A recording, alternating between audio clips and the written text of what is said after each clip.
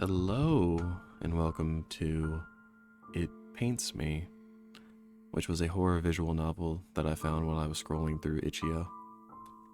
And it just kind of jumped out to me very quickly with its distinct art style and the web page that, accompanied it. But I don't want to give away too much about what I had read, so let's just go right into it. Every night I find myself alone in the studio, curtains drawn tight, my neat row of paints, palettes, and brushes in the same place on the drawer by the easel. The canvas upon it sits as always unfinished, Marie's half-painted face frozen in silent song. It's late out, as it always is when I awaken here. Marie is nowhere to be found. She must still be at the theater, even when the curtains fall and the stage lights dim. The night is forever young to its star soprano. I would always wait outside her dressing room, roses in hand, scores of other bright-eyed admirers spilling through the halls, though she alone was mine, and I was hers. It's cold, bitterly cold tonight, but I still draw the curtains and open the windows wide. There's a stench in the room, deep and damp and sickly sweet, that I can't ever seem to be rid of. Besides that, the fumes from linseed oil make my head spin.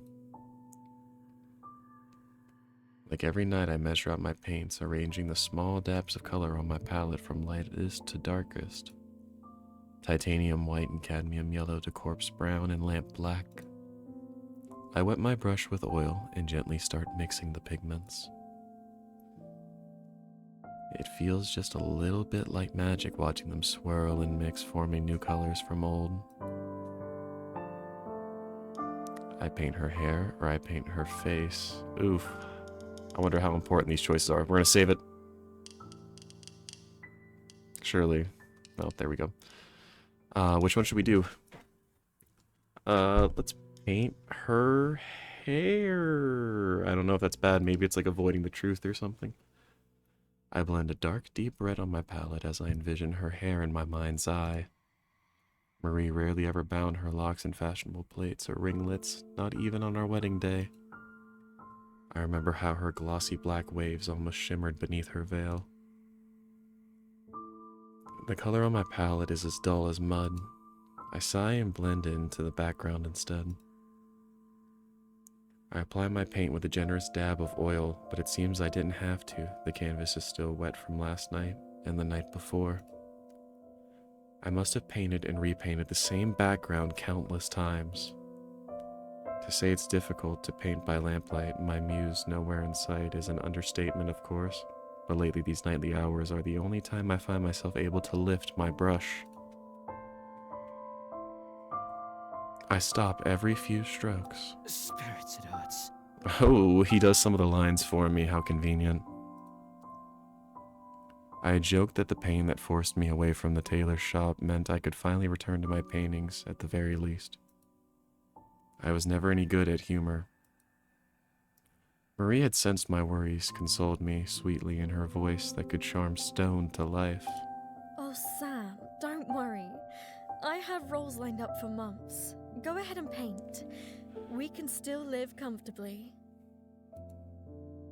It hurts. A small part of it did, beyond the physical, beyond the ailments, to seek her permission. To be unable to care for my darling the way I had when we were young, brimming with talent but crushingly unknown. Well, she had been, I was, and still am nothing. But perhaps finally it would now be my turn to bring my vision to the world. I really like the music that plays in the background. If only it didn't hurt so damn much. Time passes and I still don't manage more than a few strokes, a small patch of dark over an already wet canvas.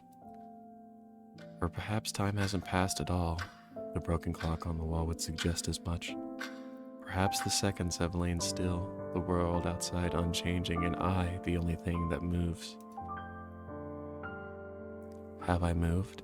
Is repeating the same brushstrokes like a clockwork doll movement? I shiver and sigh. Perhaps sleep would be a better endeavor. Perhaps the next night will meet more success. I stand setting aside my paints and palette and slowly move to shut the windows. I stop. There out in the front garden, barely lit by a street lamp, stands a figure that can only be Marie. She bids goodbye to another figure, tall and broad-shouldered, and then she laughs a beautiful laugh, a heartfelt laugh, and embraces him before he makes his reluctant exit on a carriage stopped by the gate. This is awkward for our dude. For a moment, I don't know what to think. A friend, a co-star, perhaps that amiable tenor she mentioned every now and then. I didn't see his face, but Marie's social circle had always eclipsed my own. It must be, but why would he come to our home? Why would she laugh that way? In the garden, in the midst of walking to the front door, humming to herself, Marie suddenly looks up for a moment. Her eyes go wide and she blinks as if shaking herself from a daze. I instinctively step back from the windows. Perhaps it's guilt that makes me do so. Marie is finally home, and oh, I've missed her so. How could the first thing I think upon seeing my darling be the worst thoughts my mind could conjure?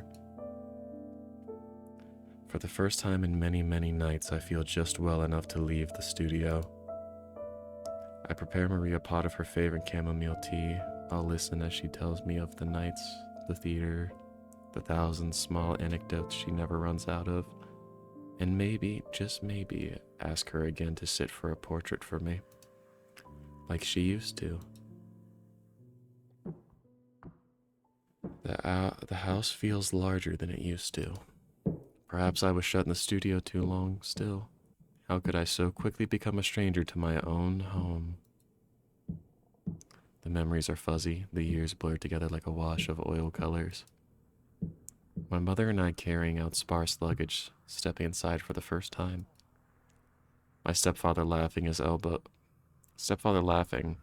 on the breakfast table, chattering over something he'd read in the paper.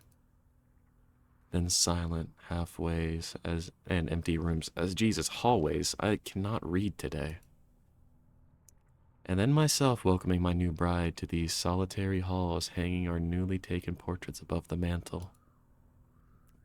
What a cozy little home. The walls are barren now. I feel the walls in the dark, leaving sticky trails of paint behind, tracing the places where I used to hang. The photographs, the paintings. Ooh. See, I don't know if I'm supposed to be doing anything specific at these intervals, but from what I've seen, the game isn't long enough to where I would need to load back or save. It's more of a convenience thing. So let's say the paintings. The paintings I'd frame, the seaside landscape I'd painted on our honeymoon, the watercolor sketch of Marie that couldn't hope to capture the sheen of her hair, the still life of candles and flowers that had wilted because I took so long to finish. Even the painting of roses in a vase, the first gift I'd ever given her. I wanted to bring you some flowers, but I was afraid they would wilt before I saw you next. You painted them. Oh, they're beautiful, Sam.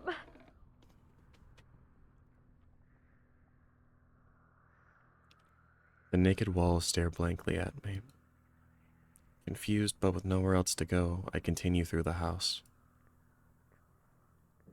As I walk, I pass the furniture my stepfather left me. The shelves and tables that always seemed so large and grand as a boy, now missing or mantled in thick white linen. They reminded me of corpses on a hospital table, lying dead still, covered in sheets. What a thing to be reminded of. Marie. I try to call out, but phlegm blocks my throat. I cough, long and drawn and wet, and then once more attempt to voice her name. Marie? It slicks off my tongue like a serpent uncoiling. I'd always loved her name, so tender and sweet, free of harsh syllables. Marie, it was a name like an impressionist fleur, painted in soft strokes with fine oil brush. I don't know if I said that right. It was the greatest joy in the world to join my name to hers. Silence fills the halls, a long, drawn-out silence, a held breath. Finally, my darling answers. Sam. Is this a dream? I cough again, another long, wet trail dripping from my lips. Is it a good dream, darling? I'll let the man cook. That's his business, not mine. I don't know. It feels like a nightmare. An awful, wretched nightmare.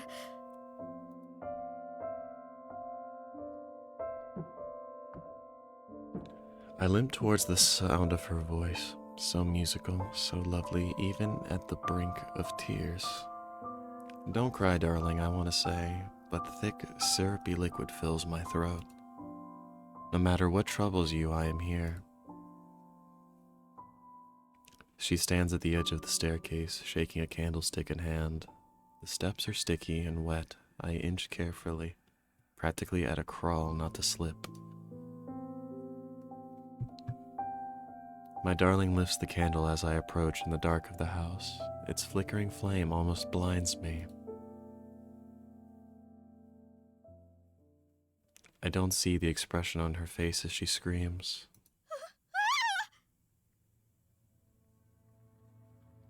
Marie? Where are you, my darling? It got really red around the corner of the screen. How concerning. Every word feels like a dagger puncturing my throat.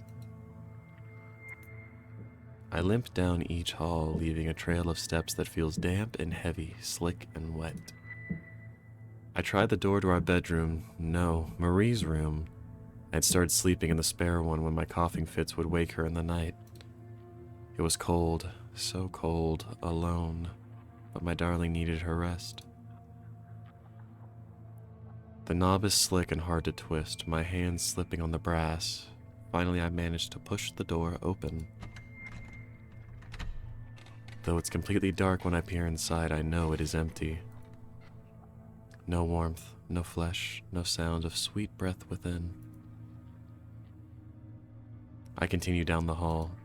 I trudge, my steps heavy and wet, trying not to slip over the thick, slick surface. Marie? What's wrong, darling? Please, come out. I don't understand. The dining room is empty, truly empty. The shelves where the china and silverware were once neatly stacked now gape hollow. The walnut table is covered in thick white sheet. The matching set of chairs removed. I rest against the blanketed table. My hand leaves a ruddy smear against the sheet. It must be more paint. It's hard to make out in the dark. I needed spectacles, nice. I needed spectacles for quite some time, but Maria never liked the bookish type. I think she could get over you wearing some glasses so you don't have to be blind in your own home, but yeah. I continue on through the familiar yet unfamiliar house, my steps strained and slow, my breath short, sticky, wet. Marie! Where are you? This guy has like one line in this whole game, is this? Oh, Marie! It hurts! Won't you come to me? Never mind, there's a lot of emotion in that. I hear the front door slam shut. It must be freezing cold out. Why has she gone to the garden? I tread to the sound with new urgency, uncaring of the sticky, wet floors, forgetting for just a moment the pain that snaps and burns through my flesh. I reach the oily, damp knob. Don't! Sam! Please! Her voice rings from behind the door. I don't understand, darling. Have I done something to upset you? Her sobs echo loudly. I never thought an ugly sound could come from my darling's lips, but her words. I love you, Sam. I always will. But I can't bear to see you like this. Please, I beg of you, return to where you came. You can't be here. I've moved on now. What? Return where? Dearest, you aren't making any sense. Moved on. I'm your husband, Marie. What on earth is there to move on from? Please remember, Sam. You were ill. You were ill for a long, long time. And you never recovered. I know I'm unwell, Marie. But you said we would still... Are you leaving me? Because I can't care for you anymore? Is that it? You left me. You're dead, Sam. You've been dead for more than a year. If this is a joke, darling, it's a cruel one. Do you want me dead?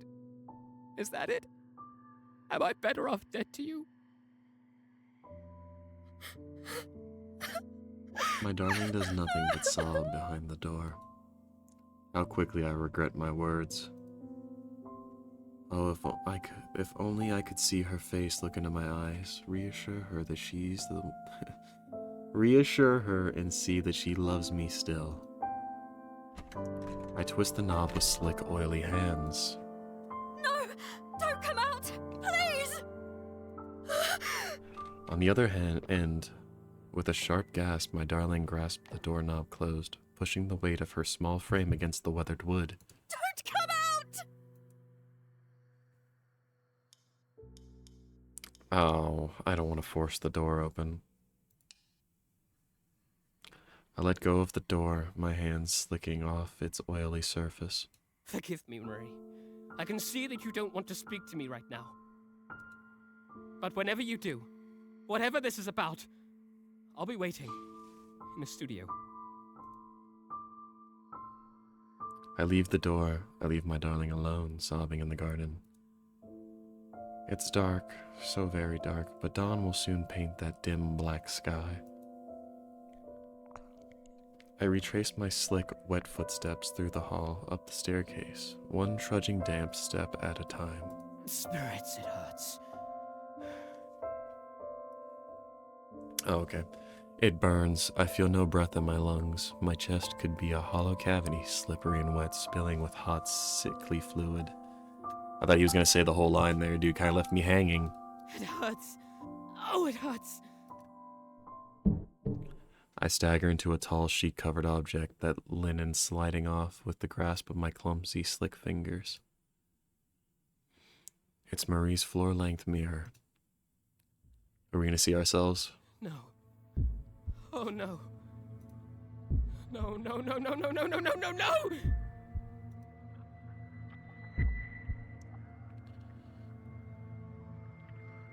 Oh, how gruesome are we?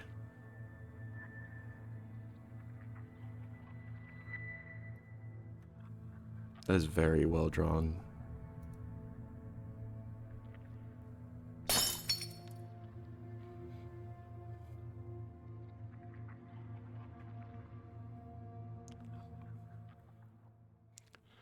What a lot to take in there.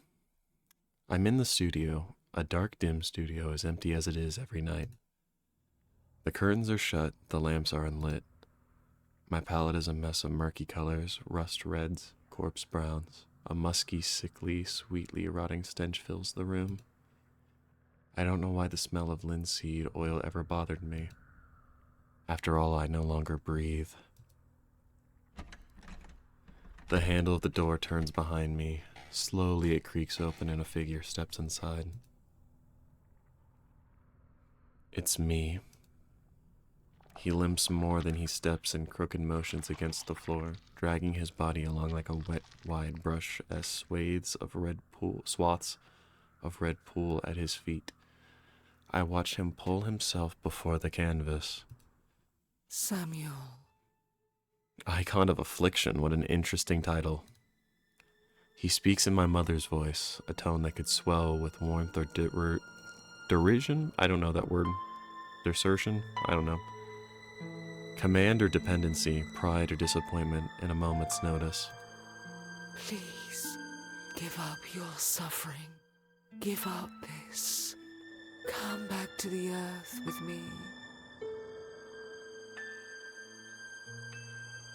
My hands are too slick to hold my brush. I stab it into my flesh and fix it between my bones, then dip the bristles into his blood. Sammy. He speaks in my stepfather's voice, but without laughter or joy.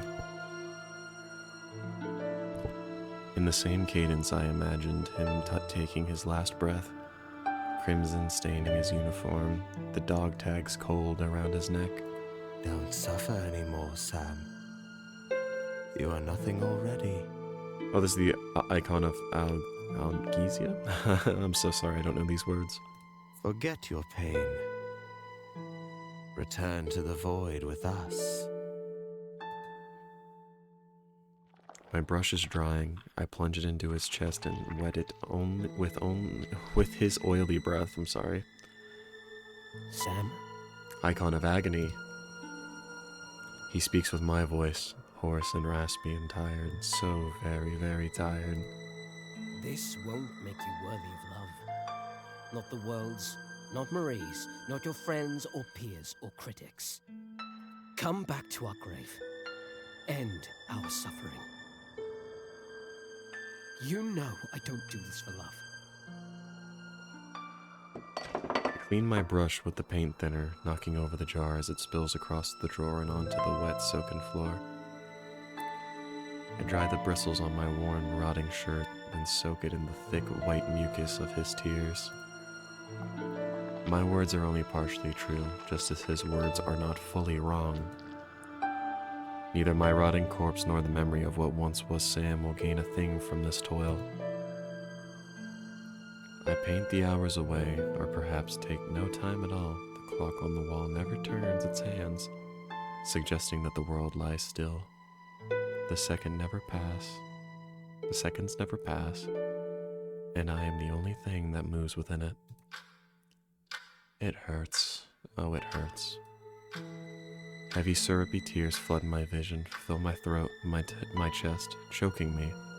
Every moment my hands leaves cracks in what's left of my brittle bones.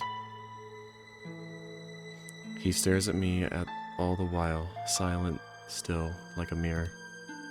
If I loved him, I would stop. I would crawl to my grave like he wishes. But I love this more than I love myself. I birthed him from within me. As I create, so too am I born. And he and I are beautiful.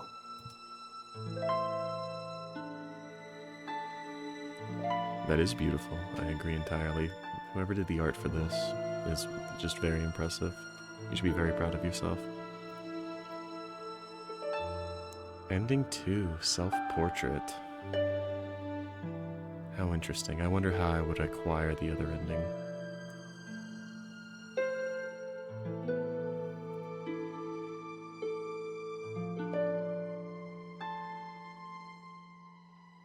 I'm gonna let the credits roll.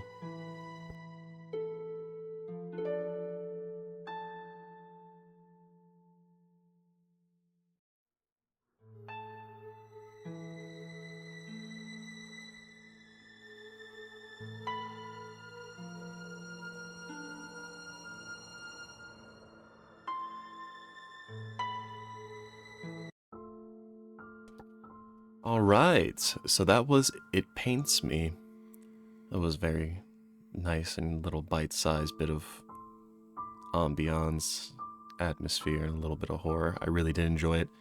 I'm gonna go and try and get that other ending so we can see what it is now. And it'll be a few minutes for me, but it'll be instant for you guys, so I'll see you in just a moment. Okay, there is some more interesting things here on the opposite side. I guess I'll let us see this real quick. I just basically was going through selecting the opposite choices that I did last time. So for the first one, I painted her face. For the second one, I elected to see the pictures instead of the paintings.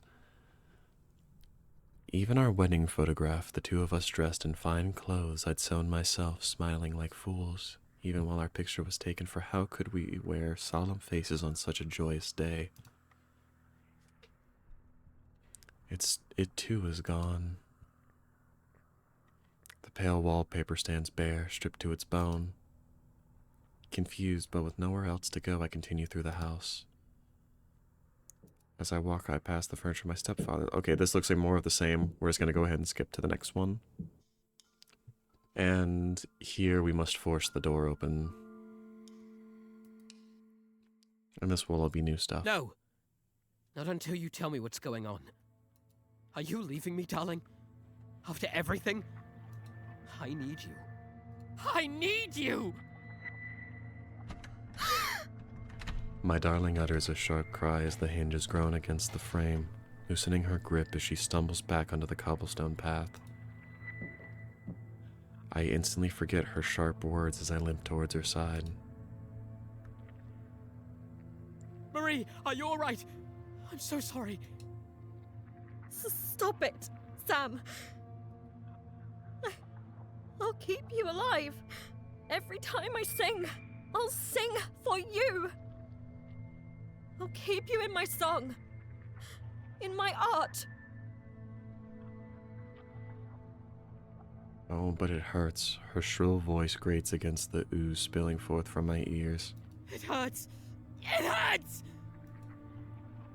My head rings, my chest is a hollow cavity, slippery and wet, flowing with hot, sickly fluid. I cough and spew more syrupy, warm liquid from my lips. Your art, it was always about you.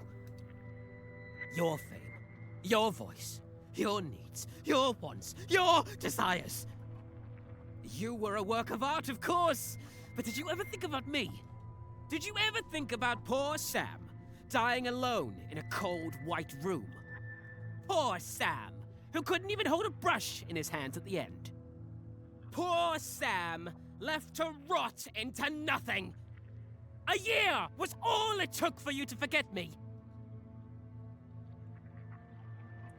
It seems our main man here is horribly misconstruing what he's saying. I am shaking her, leaving smears of dark, muddy paint over her pale shoulders. The next moment she breaks from me, running blindly into the street. The carriage doesn't stop for her. Of course it doesn't.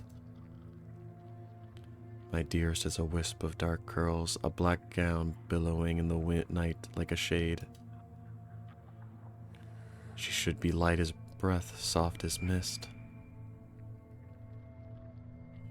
But the song that comes is the scream of her breaking bones, her ripping flesh, the breath that leaves her lungs.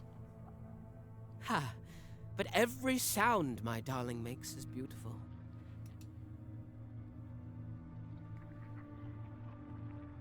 I scoop her mass of flesh and deep crimson hair into my arms.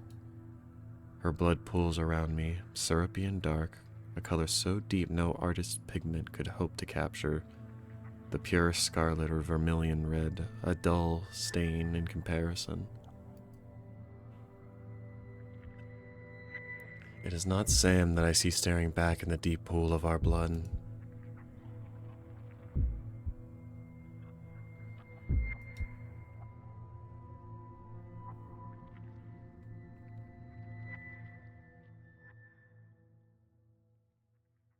My darling is a lovely creature, even broken. I gently carry her up the steps one slick, damp, crooked step at a time, setting her mass of jutted bone, of viscera and flesh on the velvet seat in my studio. The fabric soaks it deep, so very deep. It's dark as it is every night. I leave the lamps unlit, the windows shut tight. How strange that the stench of linseed oil ever bothered me. After all, I no longer breathe. My darling sits still, ever so still, not a breath escaping her broken flesh, with a lovely model. Oh, what a wonderful thing. All the more beautiful now that it surely hurts to sing. We are the icon of agony now, I see. Oh, it is agony to hold a brush. It always does. But I can bear it. After all, who can truly create without pain?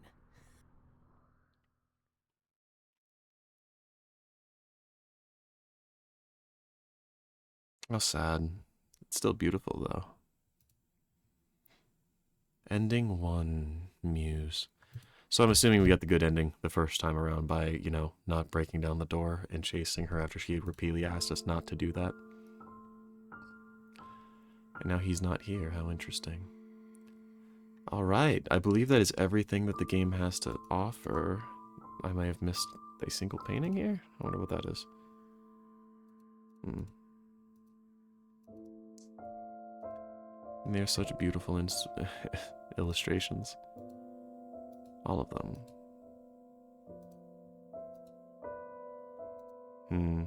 Oh, it even changes when you click it multiple times. This one's very pretty. I really like this one. And that one is very nice as well. They're all really nice. I wonder what this one is. I don't know what else I could have done. Pretty sure I did all the other things I could do. Oh well. That one probably is my favorite though. In this form, obviously. But you know, these other two are pretty sweet too. Like, that's awesome. That looks great. But this one's so cute. I love it. And that was It Paints Me. I'm not sure if I have, or if there is anything else to it. I see he's disappeared now. Right, so after one more check through, and lovely as it is, there is more to it. There's a third ending. I thought there was only 2 from what I was seeing, but there's 3. I stepped through the darkness of the house, inch by inch, choking back dust and tears that threatened to spill. It had been months since I last stepped foot here, but every floorboard, every turn of its halls are as familiar to me as when sunlight once shone through the windows. Sam always opened the windows when he worked in his studio. No matter the weather, no matter how rainy or freezing cold. The same windows that now were open, gaping from the garden outside. Someone had been through this house. Everything of value I had taken with me months ago, of course, but though I could not bear to stay here any longer, I could bear it even less to let this place go. I, Sam, had grown up here. This place meant so much to him, and I had so many memories housed here, deep within its walls. I didn't mean to spend less and less time within them as the years went on. I didn't mean to give Sam less and less. But I did. And then he was gone. My heels clack against the wooden floorboards as my footsteps echo in the dark. I stop at the doorway of the kitchen. That old rickety shelf gapes out, empty, while the walnut table silently stands beneath a muffled sheet. On Sundays when he wasn't off to the tailor's at the crack of dawn, we would have breakfast together. I remember how he'd sit at that very table, combing through the newspaper, carefully clipping out any new photographs of me that appeared. A sound snaps me out of my memories. Muffled footsteps, not mine. A voice calling my name. My heart stops in my chest. I swear I can hear it. Him. Not the academy student in a hand-me-down green coat, full of life, nor the man who waited by my dressing room with roses, almost too shy to present them to me. And not the man in the paint-stained apron hunched over a canvas, eyes locked in concentration. The owner of the voice cannot be that man, but it has his voice, calling out to me. My mind is playing tricks on me. It can't be. Holding my candlestick tightly, I slowly approach the staircase. Sam? I call, peering into the darkness above me. The outline of a figure stands, its movement slow and haggard. Is this a dream? The shape in the darkness coughs and coughs again. In wretched pain, I choke back my own sobs in my throat. Is it a good dream, darling? He finally says, I don't know. It feels like a nightmare. an awful, wretched nightmare. As the figure steps into view, I blink against the flickering candlelight and finally look at him. My darling, oh my poor, poor, precious Sam. No, what's left of him. I embrace him or scream would be the appropriate action here. That's red, so I'm guessing we don't want to do that. I believe that's what happened on the other end too. Oh, what? I wasn't supposed to do that. Uh-oh. I guess I shouldn't scream. It was red, though. What if we skip? Okay, well that wasn't easy to get back to. Thank you so much for adding this, Devs, though. You have made the most convenient visual novel I've ever seen in my entire life. We embrace him. I love you, Sam. I say through my tears, climbing the staircase one shaking step at a time. I always will. My arms meet rotten fabric and broken flesh. My lips meet bone and blood. Take me with you, I try to speak but gag. Don't cry, darling. No matter what troubles you, I am here. That is such a beautiful illustration.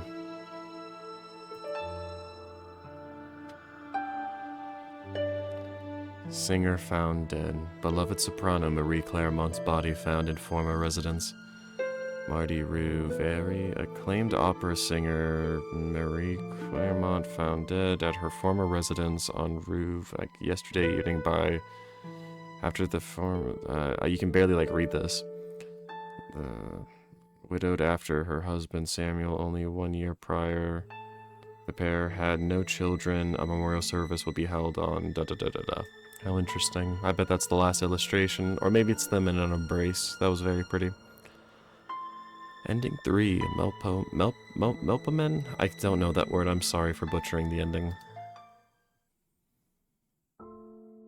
Wow, that was an absolutely beautiful game. I believe now we should have everything we do. And it was that. That is such a beautiful image. I love it.